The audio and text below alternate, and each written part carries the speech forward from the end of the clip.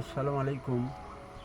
শ্রদ্ধেয় স্নেহের মা বোনেরা, আজকে যে ভিডিও তৈরি করা হচ্ছে যে বিশেষ করে মা বোনেদের নামাজ সম্পর্কে বলছি। এমন জিনিস, নামাজ হলো জান্নাতের চাবি, কিন্তু অজু হলো নামাজের চাবি। অজু এমন একটা পদ্ধতি যে সেখানে এমন শৃঙ্খলার সঙ্গে সুস্থভাবে অজু করতে হয় যে অজু করার সময় কোনো কথা বলতে নেই। হচ্ছে আমরা যখন অজু করি, আমরা যে প্রতিপালকের কাছে সাক্ষাৎ করার জন্য যাচ্ছি নামাজে, সেখানে অজু করার জন্য 4জন ফেরেশতা চলে আসে, তাদের মাথার উপর সামিয়ানা খাটিয়ে রাখে। কিন্তু সেখানে যদি আমরা কোনো কথা বলি, এক একজন চলে যায়, সেদিক দিয়ে আমরা সজাগ থাকব। আর আমরা অজু করে আজানের আগে অক্ত হয়ে যায়, সেই সময় গিয়ে মশালায় গিয়ে বসবো।